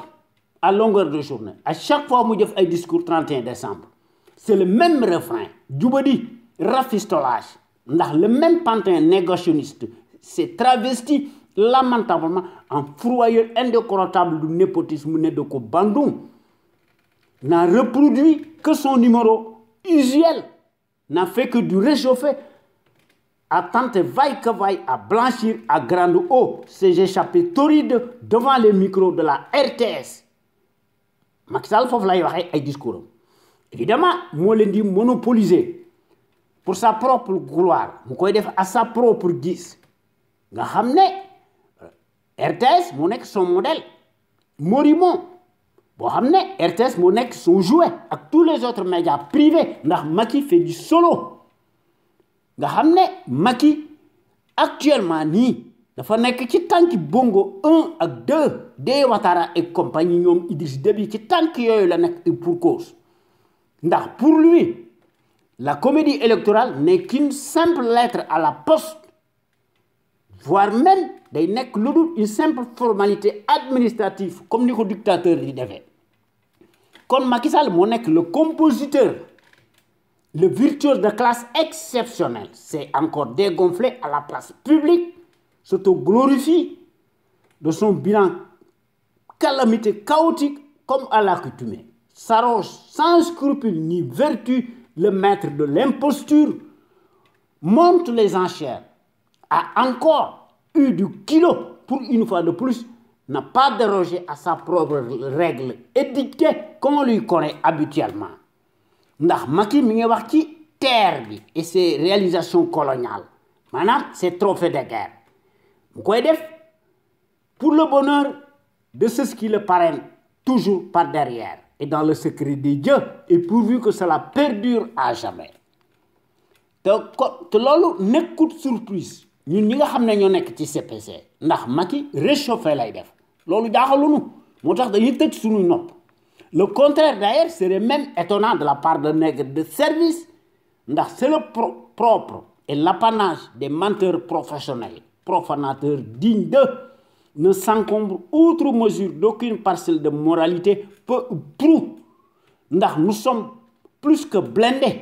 pour n'entendre que les mêmes sons de cloche, des mêmes mensonges pimentés,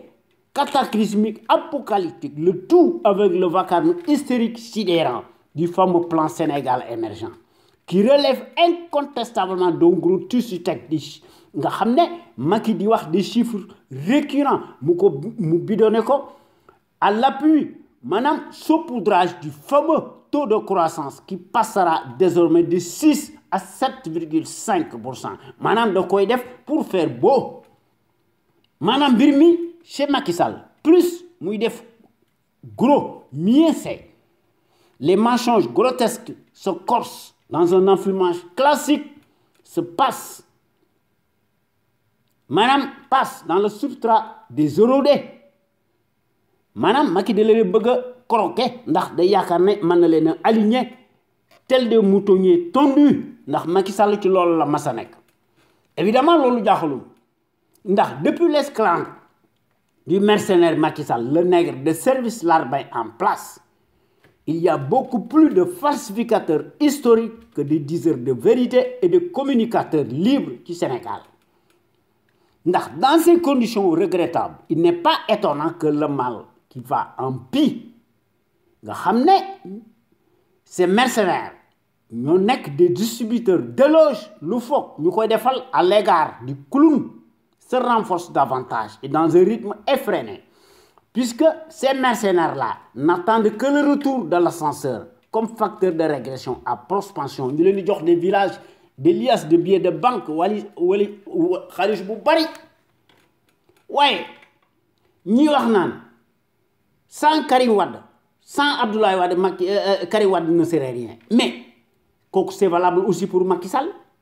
Sans Abdoulaye Wade, le premier casseur du siècle au Sénégal, Macky Sall n'existerait pas. C'est ça la vérité. Voyez, Macky Sall et Karim Wade ne sont pas les seuls. Soyons justes et impartiaux et conséquents. À l'exception de Sonko, les mêmes politicards multimilliardaires, si riches, tous des prolixes, de la sarabande, vivraient tous dans l'anonymat total, ne doivent leur posture grâce au poste de nomination, sinon il ne serait rien. Ouais,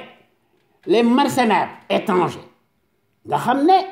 Macky Sall day recruter des mercenaires étrangers qui reprennent du service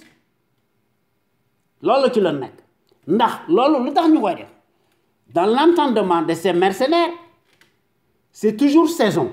et le moment propice de la bande des vacataires vautours troubadours fauteurs de troubles à l'ordre public tous des guignols farandole prétendent jouer cyniquement le rôle de conseiller bidon ne valent rien waaye dañuy déguisé wu en envoyés spéciaux officieux dans le secret des dieux ndax loo ci seet mi ngi ci ndax dañuy semer la zizanie, le bordel en toute impunité ndax dañuy agir froidement en œillet et avec des velléités colonialistes en arrière-plan qui distribuent des bons et mauvais points aux uns et aux autres te xamuñu dara ndax dañuy ingérer wu directement dans nos affaires ndax finalement blaireau yooyu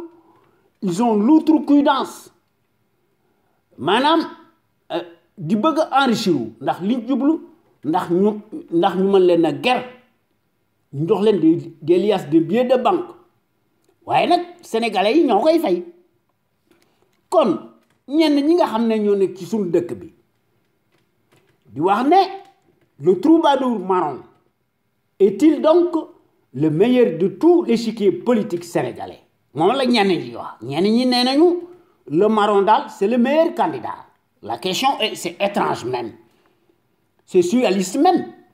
ndax le prétendu moralisateur de caniveau pour vivre se retrouve avec son mentor provisoire du moins s'aligne dans les plates-bandes du monstre selon le prédicateur mercenaire alimentaire digne de son rang qui est lui-même un corrompu déclaré s'offre honteusement en spectacle et tente de se frayer un nom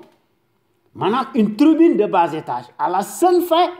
de pouvoir manger goulûment et plaire ainsi à son chef de la dernière heure et pour lequel ne tarit pas d'éloges glorieux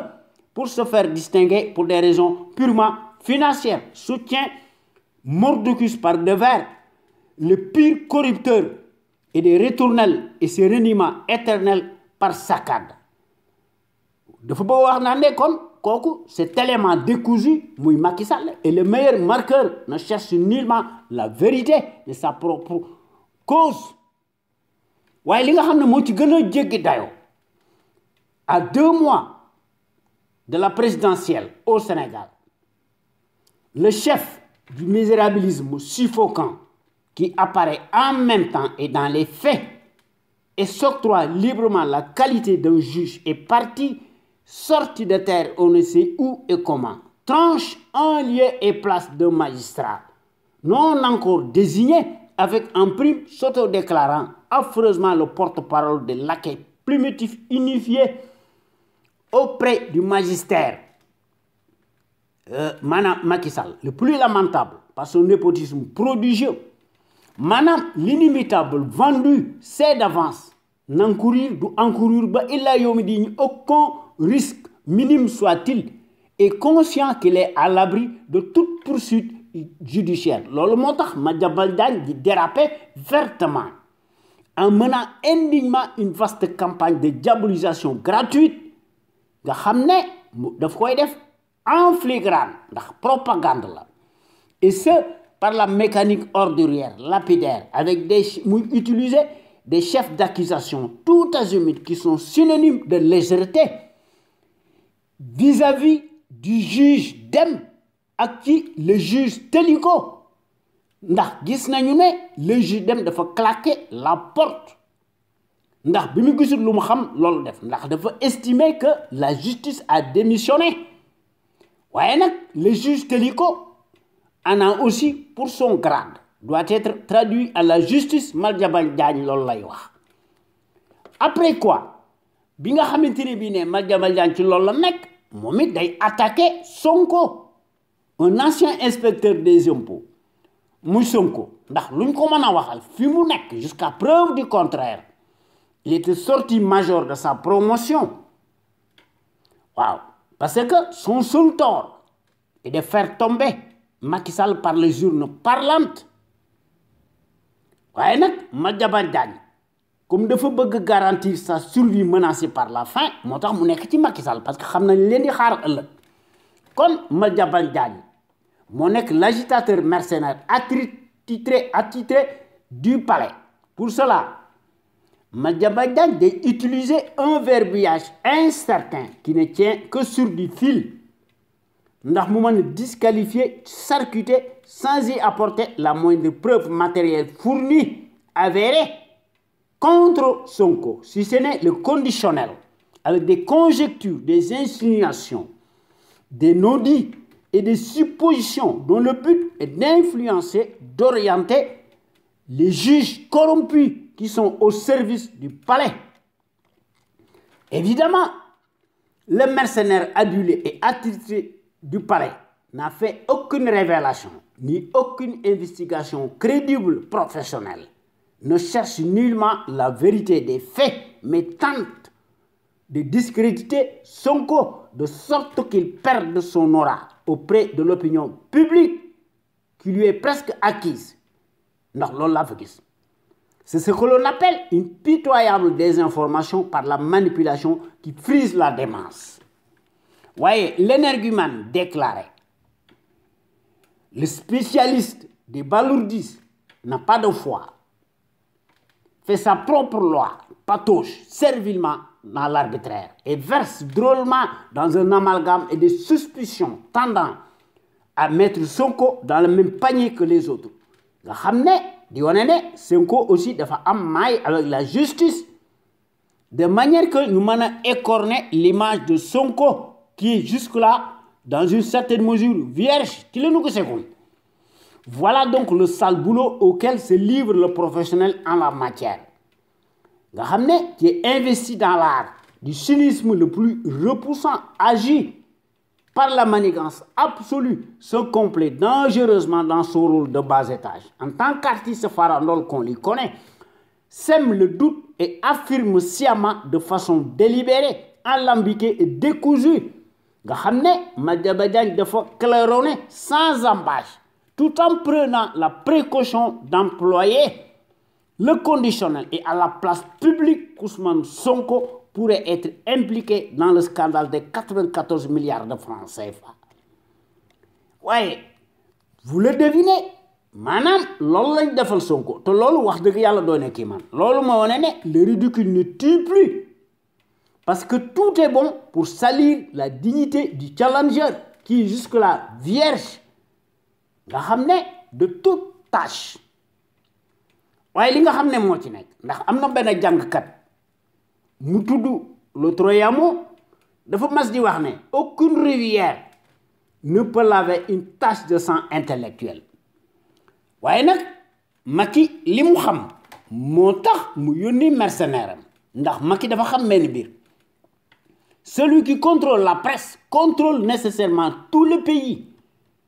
étant donné que les intérêts du peuple ne comptent pas pour Macky Sall. Pour le despote encombrant, narcissique de la tête aux pieds, ses dividendes financiers et politiques en arrière-plan mal placés, mis en avant, sont aussi liés à ceux de ses parrains. Ne font qu'un. Madame, intérêt Macky Sall, ci gis-gisu mu gàtt ak intérêt extérieur benn la.